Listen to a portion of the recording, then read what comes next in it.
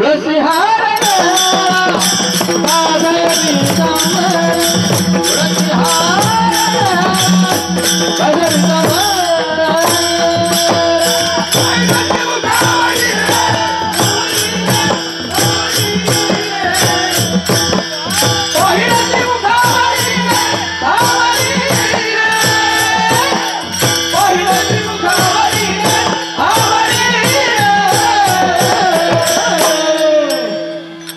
हार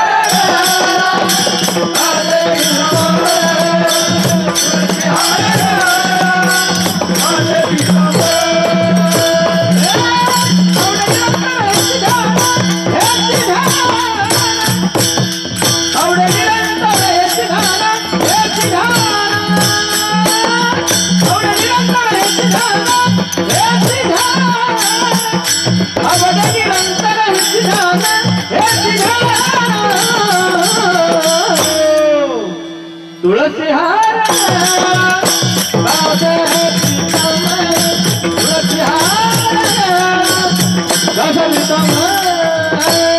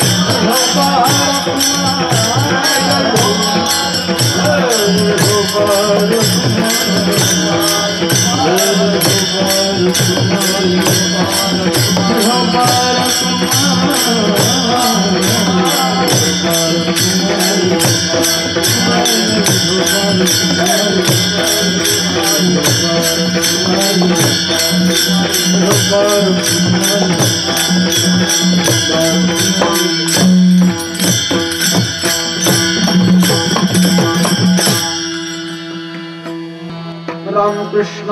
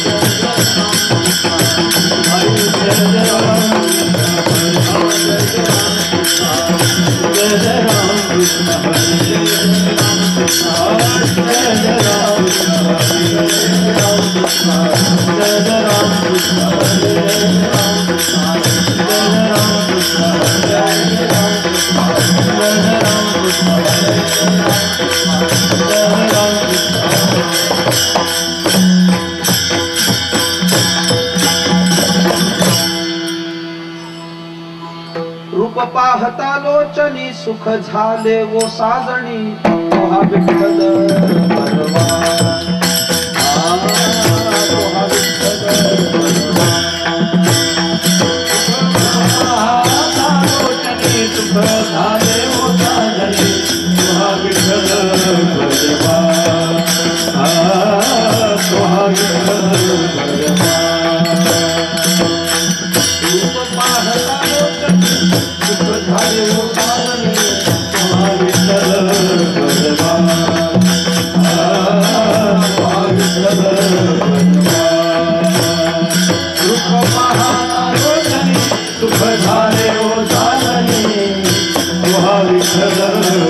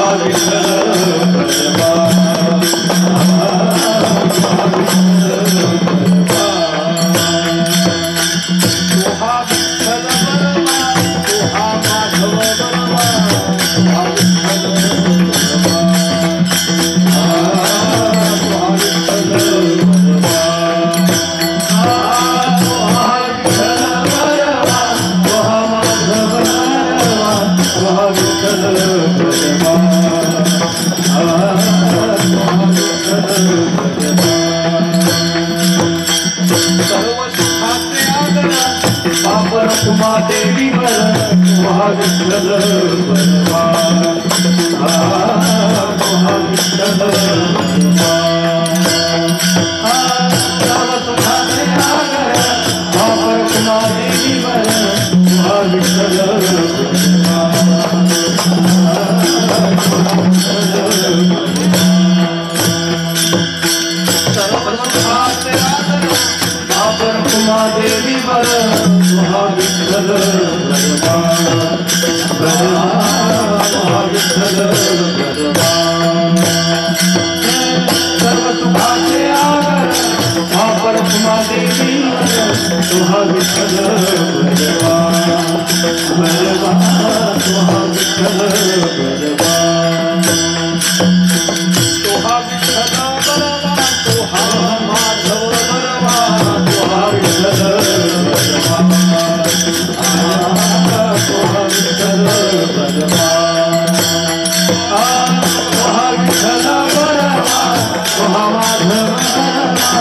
महाविठ्ठल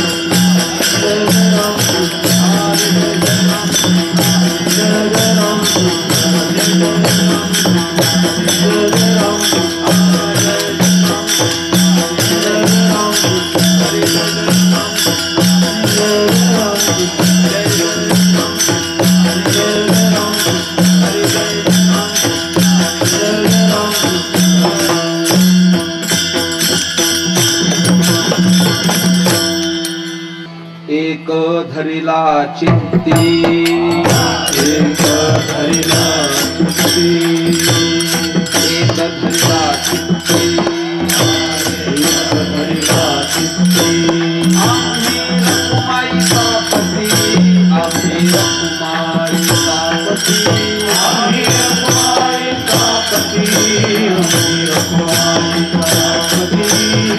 आम्ही रखुमाईचा पती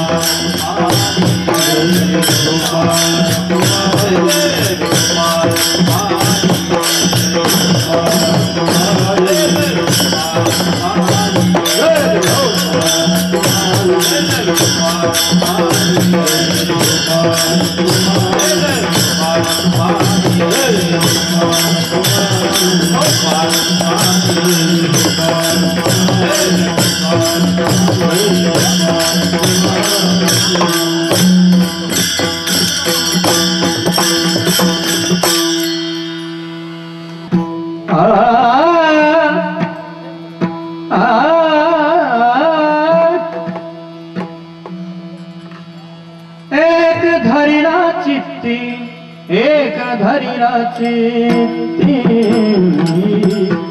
एक धरिणा चित्ती एक धरिणा चित्ती एक धरिणा चित्ती एक धरिणा चित्ती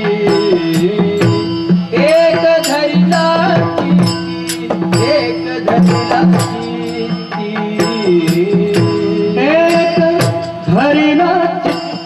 एक धरिणा चित्ती धरिणा चित्ती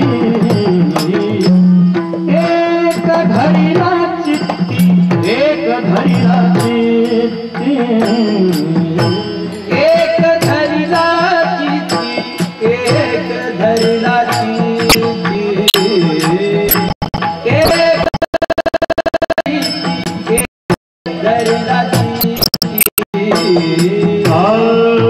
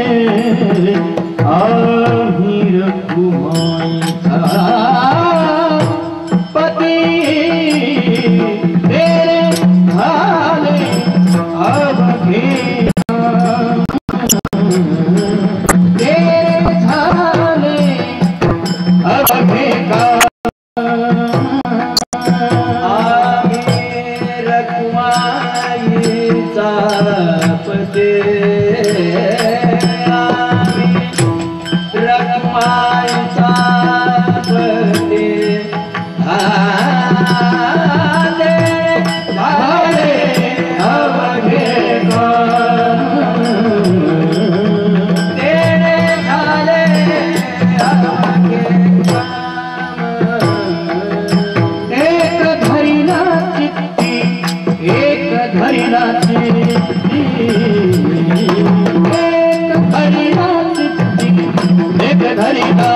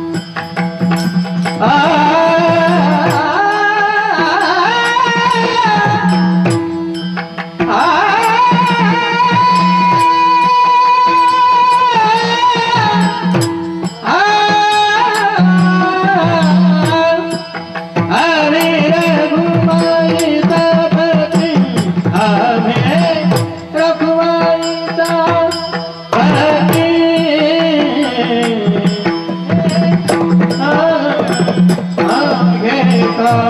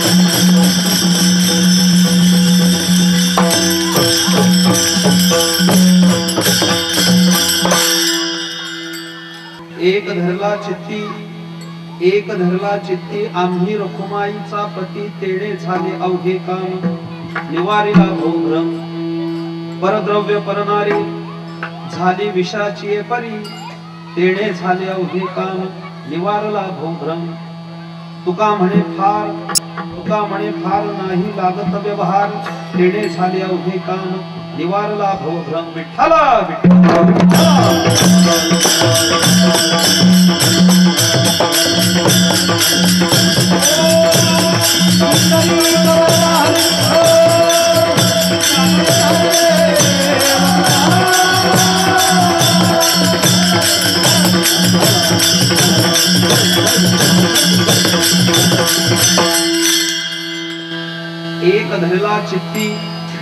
एक धरला चित्ती आम्ही रखुमाईचा पती तेणे झाले अवघे काम निवारला भोभ्रम श्रीमंत जगद्गुरु तुकाराम महाराज यांचा हा अत्यंत प्रासादिक असा अभंग या नाम महोत्सवामध्ये संकीर्तना करता निवडलेला आहे.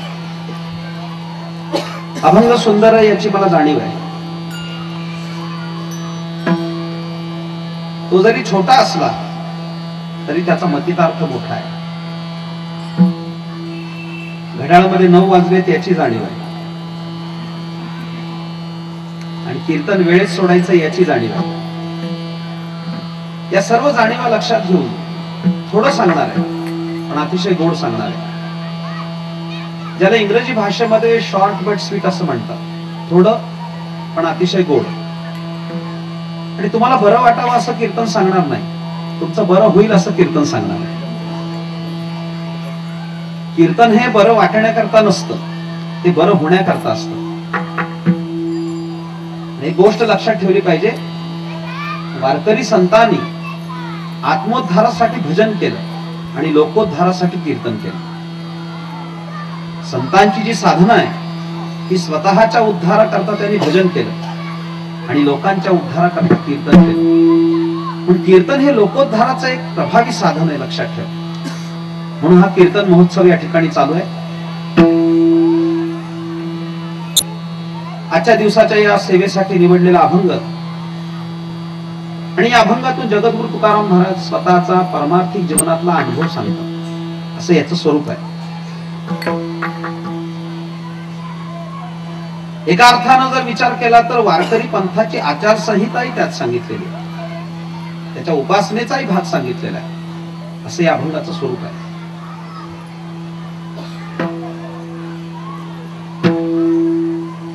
आपण सगळे जमलेले लोक आहोत, हे प्रापंचिक लोक आहोत. प्रपंचातही माणसाला अनुभव येतात आणि पारमार्थिक जीवनातही अनुभव येतात. पण या दोघांचा विचार जर केला तर एक गोष्ट निदर्शनाला येईल. प्रपंचातही अनुभव येतात आणि परमार्थातही येतात. पण प्रपंचातले जे अनुभव असतात ते प्रपंचातले अनुभव, काही अनुभव सांगण्यासारखे असतात आणि काही अनुभव सांगण्यासारखे सुद्धा नसतात. आपण सगळे प्रापंचिक लोक आहोत, आपल्याला माहिती आहे. काही सांगण्यासारखे असतात, काही सांगण्यासारखे नसतात. जरा थोडं बोलू का? प्रपंचातले अनुभव कुणी कुणाला सांगूच नाही. त्याचं कारण आहे, प्रत्येकाचा अनुभव भिन्न आहे. जो माझा अनुभव आहे तो तुमचा नाही, तुमचा नसेल तो तिसऱ्याचा नसेल. प्रत्येकाचा अनुभव भिन्न आहे. या विरुद्ध पारमार्थिक जीवनातलं चित्र जर पाहिलं, परमार्थातले अनुभव सर्वांचे सारखे आहेत. जो नवोबरायचा तोच तुकोबरायचा, जो नाथ बाबांचा तोच निळोबा राहायचा. प्रत्येकाचे अनुभव समान आहेत. आणि त्यातली दुसरी गोष्ट अशी आहे की परमार्थातले अनुभव जे असतात ते समान असल्यामुळे एकाचा अनुभव दुसऱ्याला उपयुक्त असतो. म्हणून परमार्थाचा अनुभव सांगितलाच पाहिजे. या विरुद्ध प्रपंचातला कुणी कुणाला सांगू नये. कदाचित गोंधळ होण्याचा संभव आहे. विठ्ठल विठ्ठल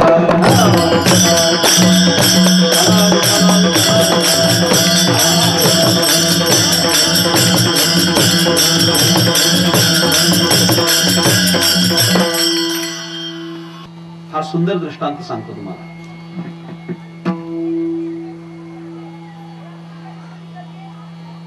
का नवरा बायकोचं दररोज भांडण व्हायचं. संसार आहे, होतच असत. नवरा बायकोचं भांडण झालं नाही असं बिराड कदाचित शोधून सापडणार नाही. काय सोपानराव सांगतोय ते खरंय का नाही?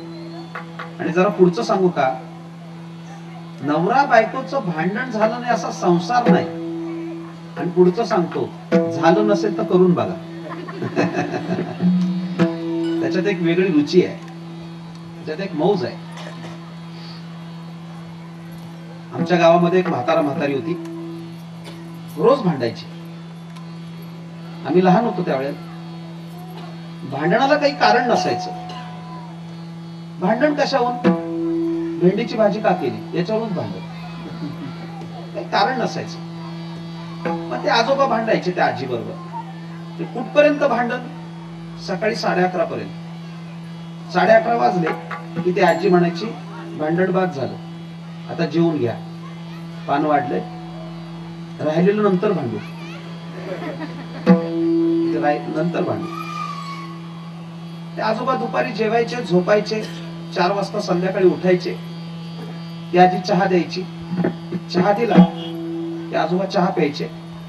चहा पिऊन कप खाली ठेवला की विचारायचे, कुठं आलं होतं भांडण? तिथून परत सुरू. ते रात्री 8 वाजेपर्यंत आयुष्य भांडणात गेलं त्यांचं.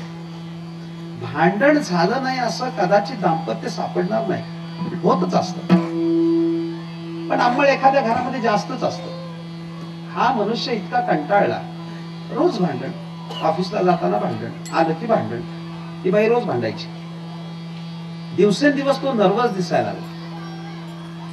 त्याच्या मित्राने विचारलं,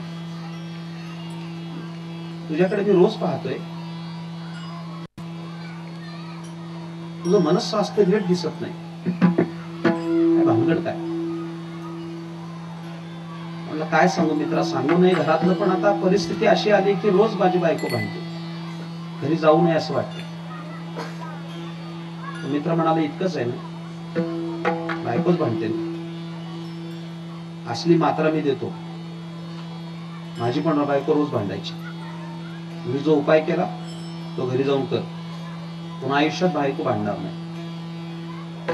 आणि याला असं वाटलं की असला गुरु मला अगोदर का नाही भेटला, तो आजच भेटला. सांग म्हणाले, आज तू घरी जाशील ना? घरी गेल्यानंतर हातपाय धुवायचेस.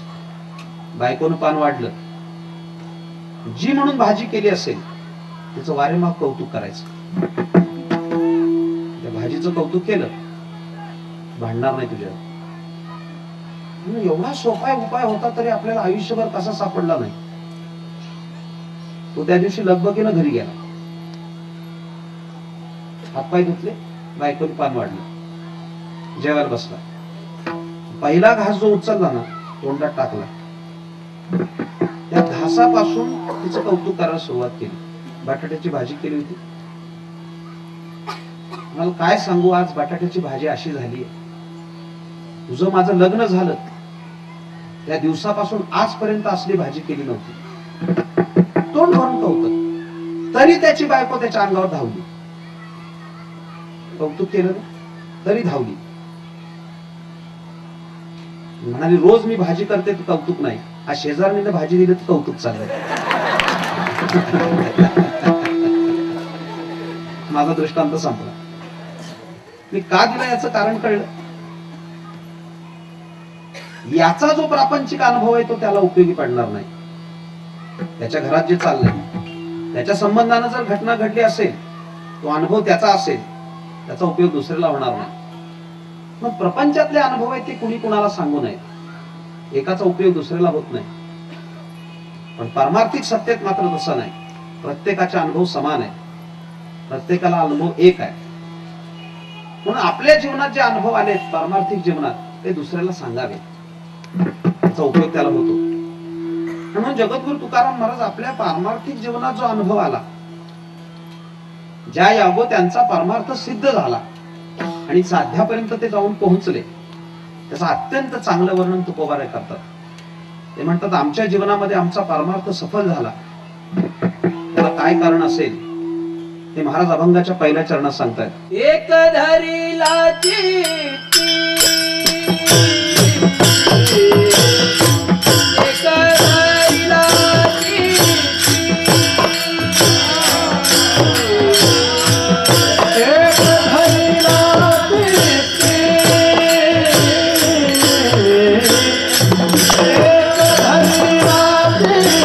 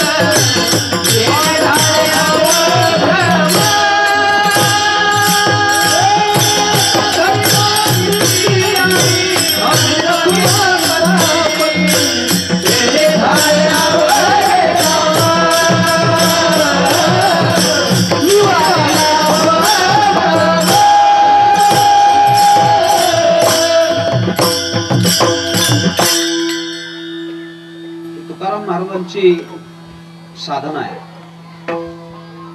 एका दृष्टीनं वारकरी पंथाची उपासना त्यांनी या अभंगात सांगितली. आपण सगळे वारकरी आहोत, एक गोष्ट लक्षात ठेवा. वारकरी पंथाची जी उपासना आहे त्यामध्ये एकविधपणा आहे, एकाच देवतेची उपासना. दोन वाक्य सांगणार आहे, फार चांगली वाक्य, घरी घेऊन जा. फार चांगली वाक्य आहे.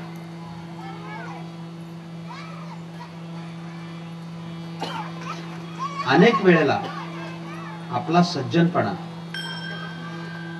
आपल्याला अडचणीत आणतो.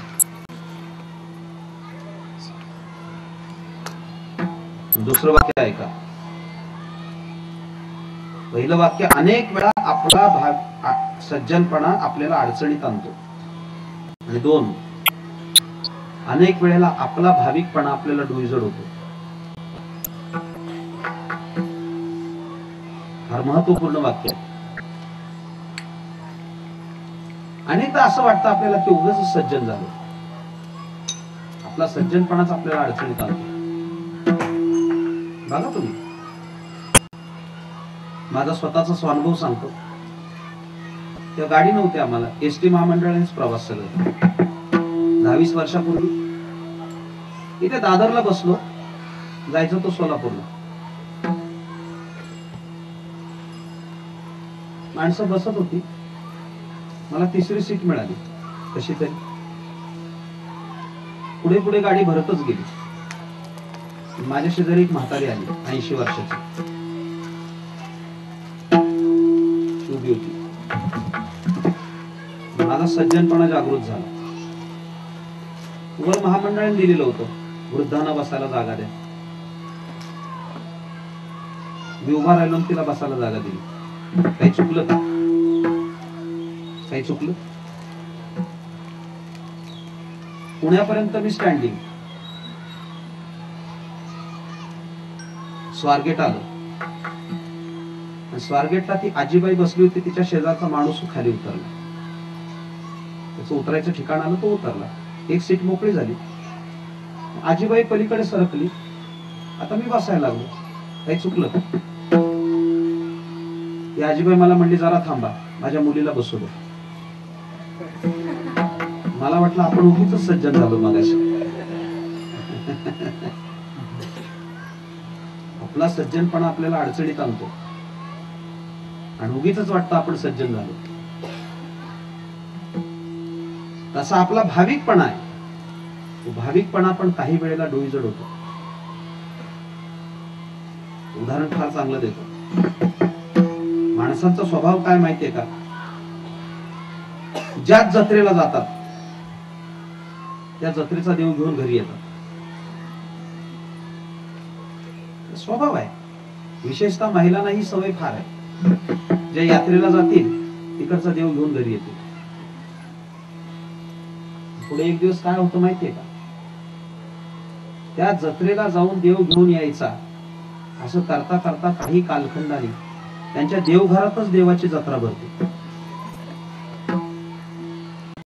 बघा तुम्ही, एवढे देव होतात. आणि मग ते जे देव आहेत त्या आवाहित केलेल्या देवतांची पूजा जर झाली नाही तर ते आवाहित केलेले देव त्याच घराला शाप देतात. ती घर दुःखाच्या खाईत कोसळतात. अनेक देवता मांडू नयेत. एकाच देवतेची उपासना करावी. तुकाराम महाराजांच्या अभंगात शेकडो अभंग सावरले. एक गावे आम्ही विठोबाचे नाम आणि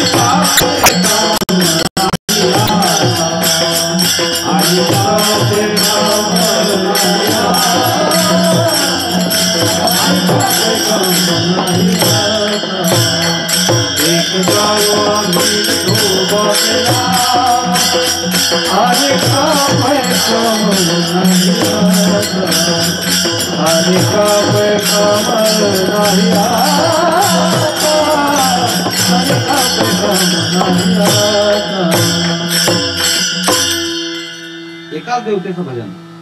वारकरी पंथ हा एकविध आहे. त्या बाबतीमध्ये लक्षात ठेवा. जरी हे आकाश वर पडो आहे, ब्रह्म गोळ भंगा जाये, बडवानळ त्रिभुवन खाये, परी मी तुझेच वास पाहेगा विठोबा. आणि काचा न तरी आणि काचा पांगेला, नामधारक तुझा चांकेला. एकाच देवतेचं भजन. लक्षात ठेवा. या अभंगाचा विचार करताना एक गोष्ट लक्षात ठेवली पाहिजे. तुकाराम महाराज म्हणतात, एक धरेला चित्ती. आम्ही आमच्या चित्तामध्ये एकाला धारण केलं, दुसऱ्या देवतेची उपासना केली नाही. आणि अभंगाचं दुसरं वैशिष्ट्य असं आहे की कोणत्या देवाला धारण केलं त्याचं नाव सांगितलेलं नाही. हा या अभंगाचा विशेष आहे. नाव सांगितलं नाही पण अनुषंगिक ओळख सांगितलेली आहे. आम्ही रखुमाईचा पती. ओळखीनं सांगितलंय कोणता देव धारण केला. त्या देवाचं नाव सांगितलेलं नाही पण रखुमाईचा पती असा उल्लेख करून देवाची ओळख सांगितलेली आहे. इथे एक प्रश्न निर्माण होणार आहे, रखुमाईचाच पती का? तसं पाहिलं तर देवाला 16,108 बायका, त्यातल्या रखुमाईचं नाव का घेतलं हा एक मोठा विचार आहे. असं का नाही म्हटलं, एक धरला चित्ती आम्ही सत्यभामेचा पती, एक धरला चित्ती आम्ही कालिंदीचा पती. रुक्मिणीच नाव का? याचं जर कारण पाहायचं असेल तर माझे सद्गुरू सांगत असत. आम्ही त्यांच्याकडे शिकायला होतो त्यावेळेस. ते म्हणायचे रखुमाईचं नाव घेतलं याला कारण विनोदानं 2 गोष्टी सांगायचे. ते पहिली गोष्ट अशी असायची, ते म्हणायचे वो तो उसकी बडी बेगम आहे, त्याची मोठी बायको आहे. दुसरं कारण असं असायचं की रुक्मिणी ही देवाची भार्या जरी असली तर ती त्याची भक्त आहे. भूमिका लक्षात ठेवा. रुक्मिणी ही त्याची भार्या जरी असली तरी त्याची भक्त आहे. आणि भागवत वाचून पहा आपण. श्रीमद भागवतामध्ये सुदेव ब्राह्मणाने भगवान कृष्णाचं वेळेस वर्णन केलं. हे वर्णन ऐकल्यानंतर त्या वर्णनाच्या ऐकण्यानंच रुक्मिणी माता श्रीकृष्णाच्या प्रेमात पडली. म्हणून तिने एक पत्र लिहिलं 7 श्लोकाचं. श्रीमद भागवतामध्ये कथा आलेली आहे. रुक्मिणीने एक प्रेमपत्र लिहिलं भगवान कृष्णाला. या सगळ्या तरुणांना मला सांगावंसं वाटतं, जगातलं पहिलं प्रेमपत्र रुक्मिणीने लिहिलंय. जगातलं पहिलं लव्ह लेटर आहे. पण ते आता सारखं नाही. आताचा सडक रोमिओ जसा लिहितो ना, शिवाजी को आताचं पत्र फार भयानक असतं. तू कहे तो आसमान का चांद दिला सकता. कोपऱ्यावरनं भजी आणायची अक्कल नाही, तो आसमान का चांद आणायला गेला. तू कहे तो आसमान का चांद दिला सकता. रुक्मिणी मातेने जे पत्र लिहिलंय, हे 7 श्लोकाचं पत्र जर तुम्ही वाचलं, ही गोष्ट लक्षात येईल. ते पत्र एका प्रियसीने प्रियकराला लिहिलेलं नाही. ते पत्र एका भक्तानं आपल्या देवाला लिहिलेलं असा त्याचा आशय आहे. रुक्मिणीला तो कळाला होता, लक्षात ठेवा. तिचं वर्णन तसं केलंय. सगळे भजन करणारे लोक आहेत. रोज भजन करतो आपण. त्या भजनात आपण कसे म्हणावे का असं, विठोबा सत्यभामा. संतोष भाऊ असं भजन चालू होता, विठोबा सत्यभामा. असं भजन करायला लागलं तर गावाला म्हणते भजनी लोक पण बिघडलेत. भलतच भजन करायला लागले. आणि प्रत्येक प्रमाणात ठिकठिकाणी तिचाच उल्लेख आहे. ऐकण्यासारखं आहे. वर्णन का केलं? अतिशय सुंदर कथा आली. भजन करा सांगतो, विठ्ठला विठ्ठला विठ्ठला